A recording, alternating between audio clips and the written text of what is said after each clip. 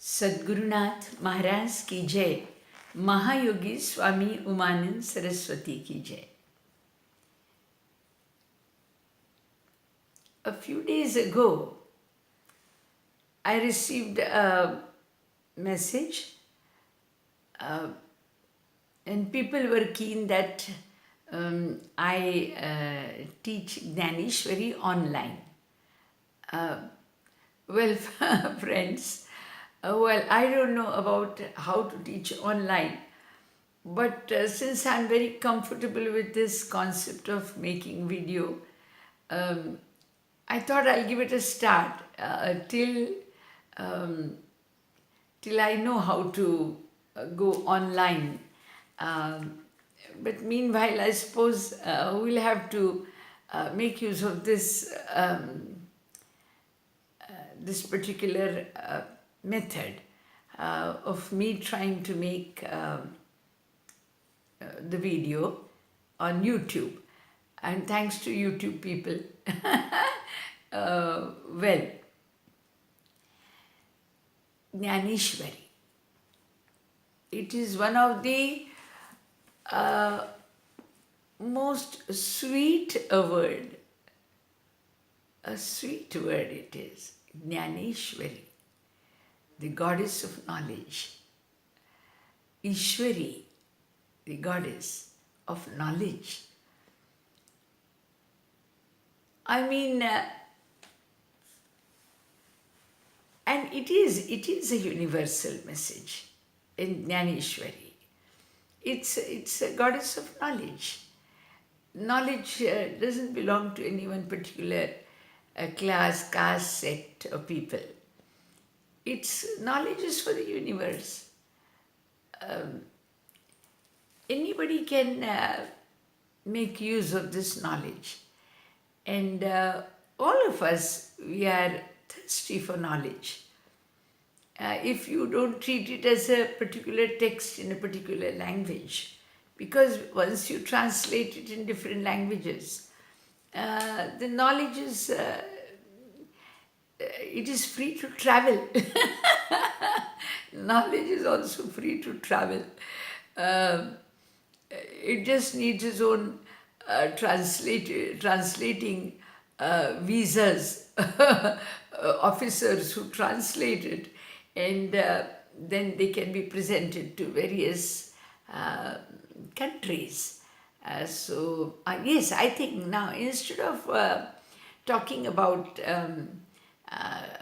castes or classes, we must talk about now countries and people of different countries. So this is Dnyaneshwari is a goddess of knowledge, and I'm going to try and present it in a form which will be probably accepted by the universe, because it's of great use to every individual.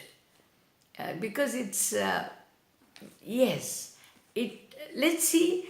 As we proceed, we will know what all are going to be the gaining points of Dnyaneshwari. First, we will have a simple idea of who Sant Gnanadev is. Sant Gnanadev. He was he's a saint of Maharashtra, and a boy of 16-18 years has composed a great commentary on Bhagavad Gita. The original text of commentary was Bhagavad Gita. Bhagavad Gita, which is known as the Hindu Bible for Hindu or Quran of Hindus, whatever you call it. It's a holy text. And this particular book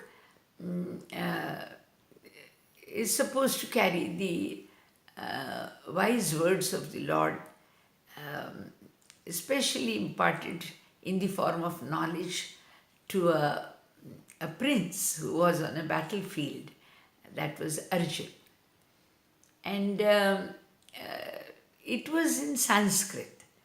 So, since the original language Sanskrit was not a common language, but definitely this had the key to man's liberation. So, so a great saint, Sant Gnandev, he was told by his master, Nivrittinath, uh, why don't you write a commentary on Bhagavad Gita, and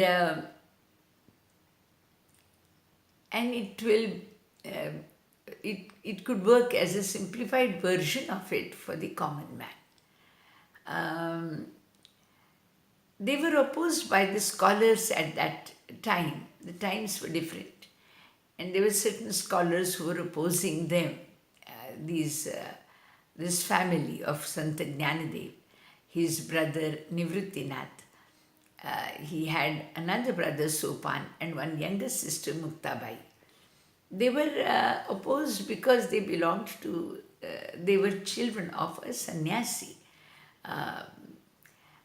Yes, well, the opposition was a natural reaction, and probably the ascetics are kept within the bounds because of such oppositions of the past. But we won't go into controversial issues at all. We will just try and pick up the best that is there, which is served to us by great masters. And here was Sant Gnandev, who has left his mark on the entire Maharashtra and simultaneously on the world by his creation of Dnyaneshwari, Sri Dnyaneshwari. It's also called Bhavartha Deepika. With this little introduction, we'll move on to the first couplet of Dnyaneshwari. Om Namo Jyadya Veda Pratipadya Jaya Jaya Swasamvedya Atmarupa. Friends, this is like an auspicious couplet. It's like a humble prayer. I have done it in English, and let me read it out in English for the understanding of today's world. Om, the Lord primeval, thou art the theme of Ved. Glory to thou who make thyself known as Atmarup, the Self. Yes, Omkar is considered as the Lord. Omkar. It is a word. It's considered as the Pranav of Vedanta. It is the very seed of the universe. We'll make it simpler. It is the very seed of the universe. It is in the form of a sound and alphabet, and it's in the thought of word, it is in the thought of thought. It's a seed of the universe as well as the source of the universe. Like we have this algebra, we have this, let x be equal to 5. Something like that, we will look upon it right now for our common understanding. So let us say the world is that x is equal to 5, so we will say Om is equal to the universe, or the universal Lord, or the Creator. So it's a simplified version, we think of it. Let's make it simple for ourselves. And it needs to be discovered, of course, but we have started with a certain understanding. And who is this God? And this is the world of words. It has emerged from Omkar. and it is Lord Himself. And the Vedas, it has a theme about God. Vedas carry the theme about God. So let's say you have a particular novel, and one normally tends to say, what is the theme in that? So then we normally say it's a romantic novel, it's an adventurous novel, it is a murder mystery, something like that. The Vedas are the divinity, the mystery of the divinity. Vedas have the mystery of the divinity. What a nice feeling it is. So this Vedas, and Om is the Lord in it, and and the Vedas speak about this Lord. So the Vedas speak about Omkar, the Lord, and glory to thou who make thyself known. How is this Lord? He can put himself into, he can come into light himself. He need not be introduced by somebody. I will give you a beautiful example for that. For me to be introduced to the people, I have to use the word I. I have to take the help of the pronoun I. And then I have to say, I am Swami Radhikanand. But who is going to introduce the word I? With what help do you need to introduce the word I? I doesn't need an introduction. The moment I say I, people will accept me for what I am. But if I have to introduce Radhikanand, I need the help of the word I. I am Radhikanand. So Radhikanand, for her to come into limelight, the word I is necessary. But for the word I to come into limelight, we don't need another simultaneous word. We don't need Radhikanand to introduce I. I is a self-explanatory word. Exactly like that. Om is a self-explanatory Lord. He is Lord. You call it he, she, it's up to you. Those who want to believe goddess in the form of goddess, feel free, it's your choice. But it is an embodiment of God. So I does not need introduction. Radhikananda needs introduction. So this, just as the word I doesn't need introduction, similarly, Omkar needs no introduction. Yes, so that is why he started, Sant Jnandev starts it with the word Om. Thou art the Lord primeval. You are the first. You need to be, along with it, it is a self-explanatory word. And this is how Lord appears. So Vedas, when speaks about Lord, he describes that here is Lord who can come into light himself. I won't use the word publish or prakashit karne, that is bring into light. For Radhikananda to be brought into light, the word pronoun I is necessary. But for the Lord to come into the light, it is like Omkar is enough. You don't have to say he is Omkar or here is Omkar. No, Omkar itself is a self-introductory word.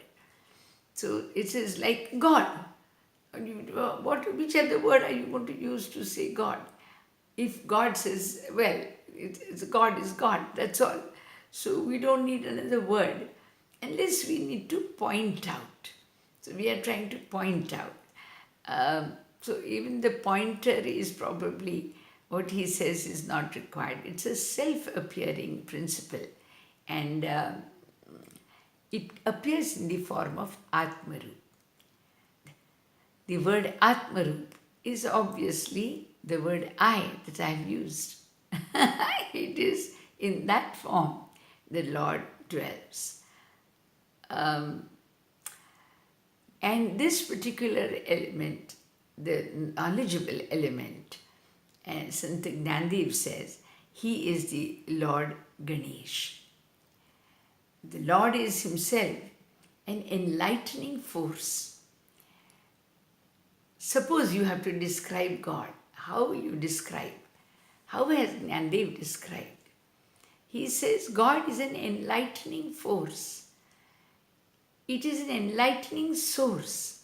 It enlightens all the intellect. It enlightens the intellect of every individual. Now, enlightening of intellect is not so difficult to be understood. For example, if somebody tells me a plus b into a minus b is a square minus b square, or whatever it is, or something. So a few minds will say, why, how, and somebody will say, oh, I got it. Now this understanding, the insight, yes, that has to be triggered on. And that triggering force is the force of the ability of God. So he triggers the enlightening condition in you. So God is a source which enlightens intellect. So it's like you burn a lamp.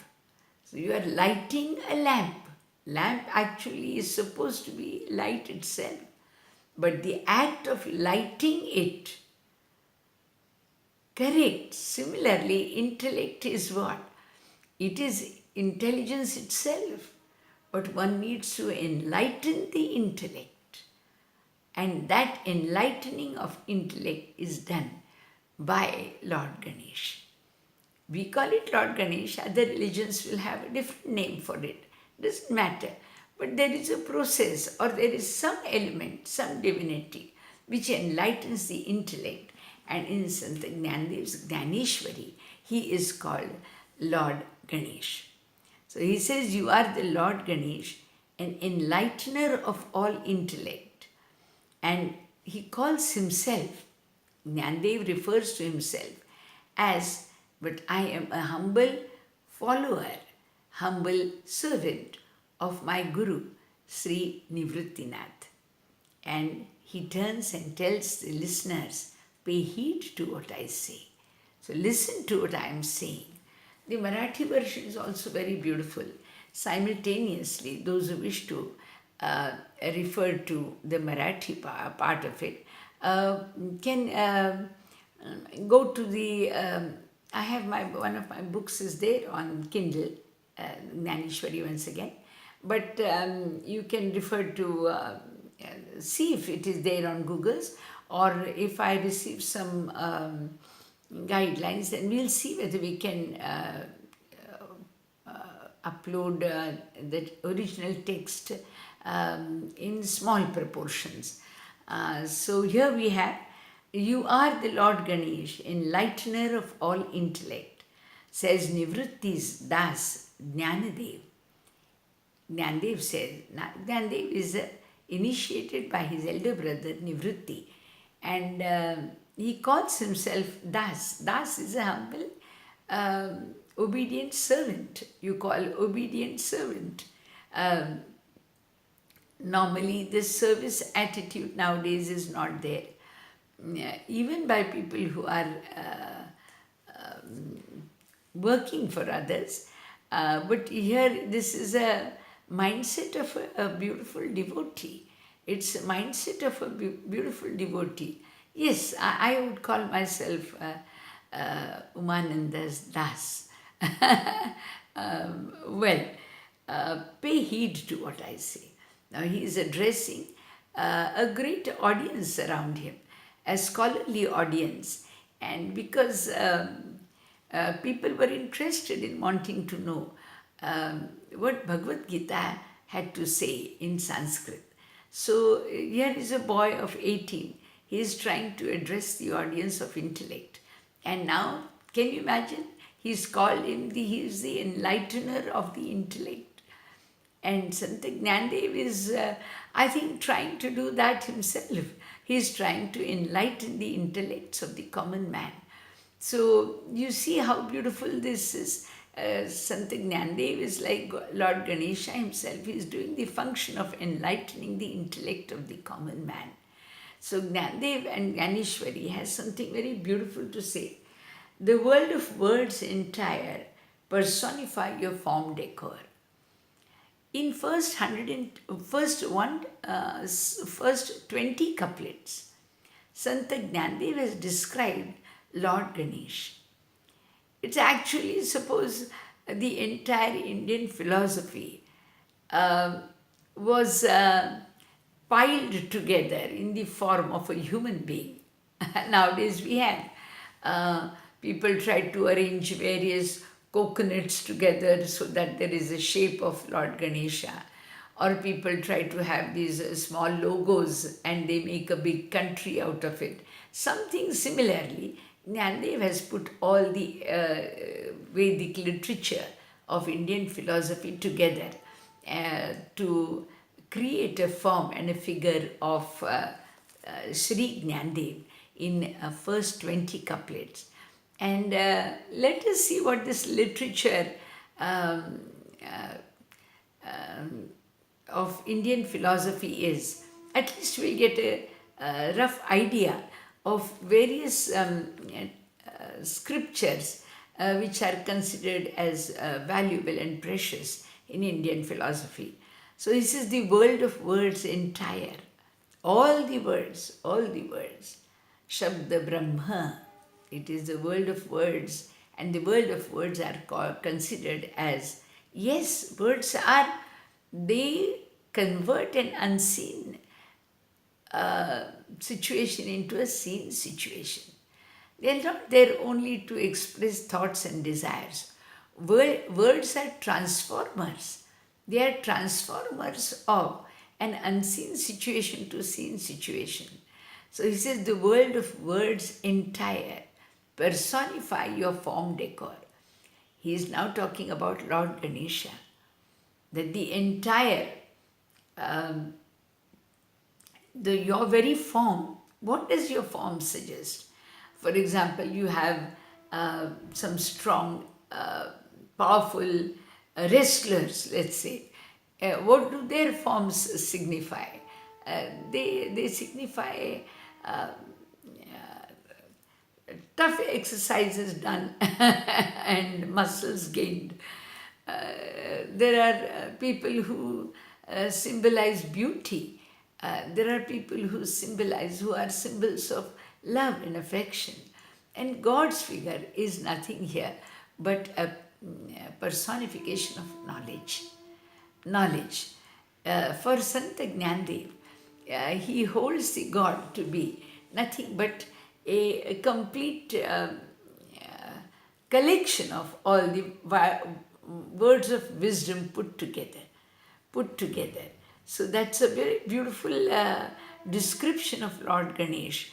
When we have this Ganesh Chaturthi coming, most of us want to depict him as a Lord who loves sweets or a Lord, but definitely it's a little beyond that. He is a Lord of words, world of words, which entire personify your form dear, and the flawless Varna, they show themselves away to the world. They are flawless words. They are flawless here. And you take the alphabets, and they have nothing. They are not polluted. They stand for what they stand for, and they are a collection of beautiful 52 words, we call it. Um, uh, and you can say 26 in English language, um, consonants and vowels together. Like that, we have the words. And from a, I, u, and ka, kha, ga, gha, na, ja, cha, ja, ja, na, all these words together, they are actually nothing but an entire collection of these words, and all the results of all these 52 words, plus the pros and cons of them, the combinations of them, which give you the language, and the language gives you the thoughts, and the thoughts give you the entire wisdom, world of wisdom. So, how beautifully Gnandev has brought us to the source of the wisdom. He has brought us to the source of the wisdom, and he says, the world of words entire, they are, they personify your form, and they decorate it. They make it, and that's why you are made of a flawless, something which is made of pure words are used to personify you. Then smritis, smriti, shruti, these are scriptures. Smritis are thy very parts which make thy figure appear. Now, Gnandev is trying to tell us which are the various texts in Indian philosophy which are valued and cherished. They are looked upon as Ved and Smritis, Shruti. These are the various, they are Ved, and they make thy figure appear a beholder of the grandeur. Yes, knowledge is something which makes a person stand out. Knowledge is something which makes a person stand out. And if you see a brilliant child in school, or if you see a man of wisdom on throne, immediately they stand out. They stand out. So they come into limelight. They are noticed by people, and wisdom has its own capacity to be seen, be noticed, and he says you are a beholder of the grandeur. Yes, there is a grandeur due to the wisdom it offers. Wisdom is grand. Friends, God has given us 4 trump cards. 4 trump cards. Which are these 4 trump cards? Body, mind, intellect, and soul. You know trump cards because you know cards, the play cards. Yes, sometimes we are so involved in using only the physical side of life. We are willing to fight for every solution. We are willing to use that. We tend to forget that there is, if we don't use the body, then the mind will come forth. If you even allow the mind to settle down for likes and dislikes and tell him, wait, let me think what is right and wrong, the brain will come forward. And if allow the brain also to settle down a little, the soul will come forward. I'm sure it will have greater solutions than the physical. Physical, we have only 2 solutions. Either you fight or you don't fight if you need to get something. So I'm sure the intellect, the soul, the heart, they might give us better solutions in life. I think a man should try to find more solutions. If at all we are forced to fight, we should put aside the element of fighting and try to find other solutions. You will know the in-depth ability of the mind, intellect, and soul also. Smritis are thy very parts which make thy figure appear a beholder of the grandeur. The Lord is looking so grand because he carries the words of wisdom. So when we look upon God, we look upon him with adoration, with respect. We feel humbled before him. We turn to him for solutions. We turn to him for wisdom, words of wisdom. most of these the gods, whom we call gods, have expressed themselves in the form of wisdom. We have the Bhagavad Gita, which is cherished, and that's why we look upon God as a lot of wisdom. Then we have Bible, and we have Quran, and maybe many other texts which make us look up to the people who have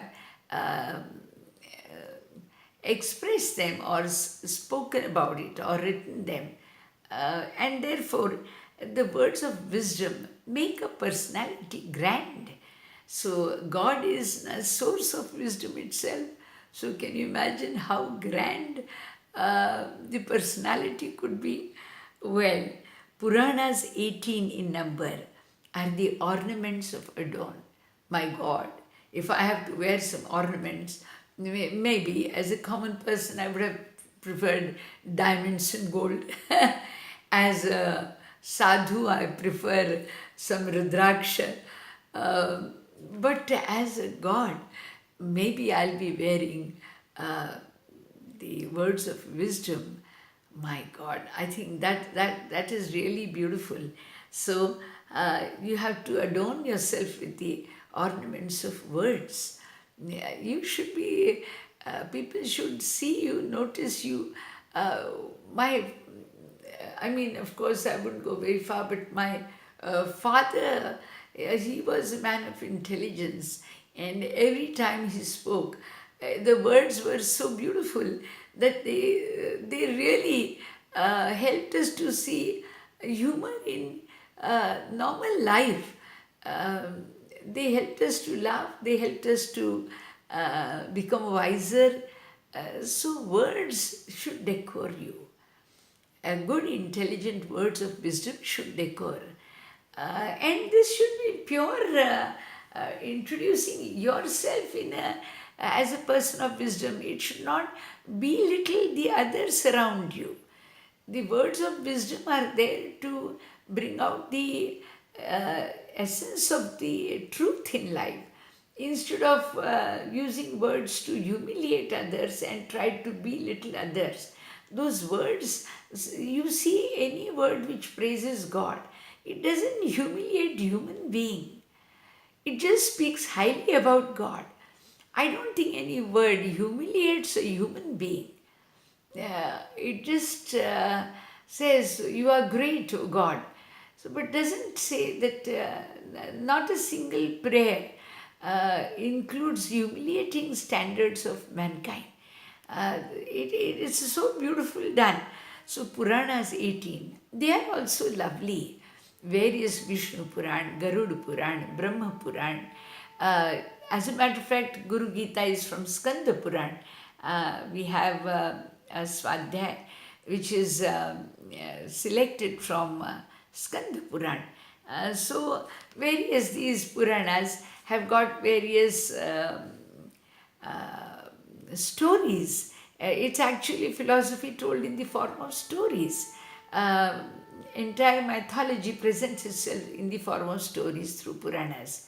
So, for people who are not able to enjoy the Vedantic style of teaching like Brahma and Maya, where the visualization becomes difficult, so some Rishi Munis have converted them into form of stories. So for a common man also, the entire philosophy can be explained, but in the form of stories. And in a very interesting way. You try to read Vishnu Puran and Brahma Puran, Skanda Puran and Shiva Puran. It has beautiful stories. There's so much one can really want to read, write. You have to enter the world of words. Oh my God, they are not just 52 words. There is a huge literature created out of those 52 words, which travel back to thousands of years and which are going to continue traveling to thousands of years. So, can you imagine the power, the potential of words? And that the very power, the basic power in the potential of the words is looked upon God Himself. as God Himself. And let's say, he says, Puranas 18 in number are the ornaments of adorn, the arrangements in words. They form beds for embedded gems of principles. Now, are these words just words? No, these words which talk about God, they are like selected principles. They are most precious principles of the universe. See, friends, as I told you, when we talk about gods, there is nothing absurd, unwanted said about human beings. When we talk highly about God, when we try to praise one good soul on earth, you make a pure statement without criticizing somebody else. You should be able to bring out the quality of the person in front. So when we talk of God, we don't criticize about anyone else. That is the beauty of these words. It only highlights the beautiful principles of the universe. These principles are like one of the principles is he is Atmarupa. God Himself is a Ekakshari Brahma. He is the self-presenting. He appears by Himself. He doesn't need somebody else to point His presence around for us. As I told you, the word I doesn't need some other word to introduce itself. You just have to say, I want water, and people won't question you who you are.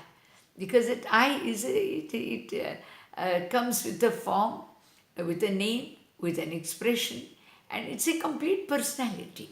The I is a complete personality. Similarly, Omkar or the God is a complete personality. It doesn't need another introductory element there. And he says here, skillfully woven couplets. Now we have the Puranas, then we go to the next couplet, which is 6. Skillfully woven couplets form the colorful robes of Lord. Even the dress element. They are also designed and made of couplets. My God, it's such a rich feeling.